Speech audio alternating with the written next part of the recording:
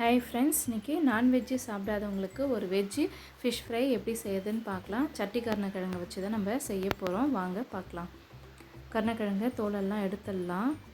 இந்த தோலையும் எடுத்துகிட்டு இது மாதிரி ஸ்லைசஸாக கட் பண்ணி எடுத்துக்கலாம். ரொம்ப திக்காக கட் பண்ணாதீங்க, தின்னாக கட் பண்ணி எடுத்துக்கலாம். இதே மாதிரி எல்லாத்தையும் ஸ்லைசஸாக கட் பண்ணிக்கலாம். கட் பண்ண எல்லாத்தையும் கழுவி புளி தண்ணியில் 10 நிமிஷம் ஊற வச்சு எடுத்துக்கலாம். புளி தண்ணியில் ஊற வச்சு எடுக்கிறதுனால நம்ம நாக்கில் நமைச்சல் இருக்காது.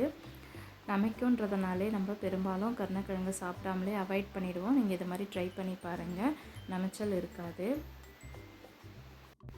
புளி தண்ணியில் ஊற வச்சதுக்கப்புறம் நம்ம ஒரு பவுலில் உப்பு சேர்த்துக்கலாம். தேவையான அளவு சேர்த்துக்கோங்க. கடலை மாவு 1 டேபிள் ஸ்பூன், அரிசி மாவு 1 ஸ்பூன் சேர்த்துக்கலாம். தனி மிளகாய்த்தூள் 1 ஸ்பூன். நீங்கள் கடலை மாவு அரிசிக்கு பதிலாக கார்ன்ஃப்ளவர் மாவும் சேர்த்துக்கலாம். எது விருப்பமோ அதை சேர்த்துக்கோங்க.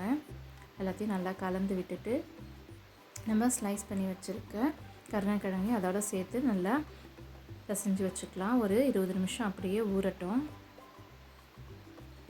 20 நிமிஷம் ஊறினதுக்கப்புறம் நம்ம தவாவில் போட்டு ஃப்ரை பண்ணி எடுத்துக்கலாம்.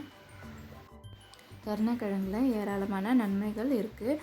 உடல் சூட்டை தணிக்குது. உடல் சூட்னால் வரக்கூடிய பித்தம், மலச்சிக்கல், மூலம் போன்றவற்றை சரி பண்ணுறதுக்கு கருணக்கிழங்கு உதவி செய்யுது. இந்த மருத்துவ குணத்தால் தான் சித்த மருத்துவத்தில் பரிந்துரைக்கக்கூடிய ஒரே கிழங்கு கருணக்கிழங்காக இருக்குது. இது மேலும் நம்மளுடைய எலும்புகளை பலப்படுத்த உதவி செய்கிறது.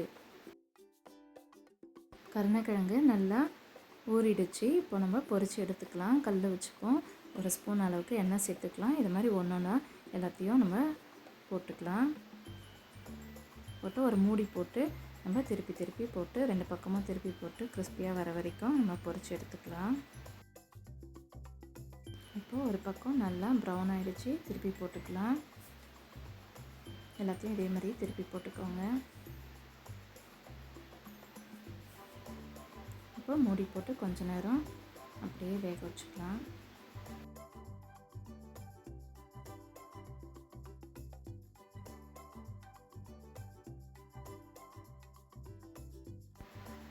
இப்போ பார்த்திங்கன்னா இந்த பக்கமும் நல்லா ப்ரௌனாக கிறிஸ்பியாக வந்திருக்கு. திருப்பி போட்டு எடுத்துக்கலாம்.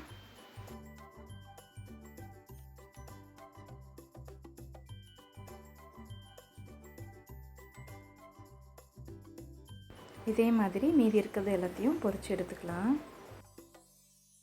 சூப்பரான கருணக்கிழங்கு ஃப்ரை ரெடி. இந்த ரெசிபி உங்களுக்கு பிடிச்சிருந்தா நீங்களும் உங்கள் வீட்டில் ட்ரை பண்ணி பாருங்கள். இந்த வீடியோ பிடிச்சிருந்தா லைக் பண்ணுங்கள், ஷேர் பண்ணுங்கள், கமெண்ட் பண்ணுங்கள், மறக்காமல் சப்ஸ்கிரைப் பண்ணுங்கள். Thank you, by by. நெக்ஸ்ட் வீடியோவில் பார்க்கலாம்.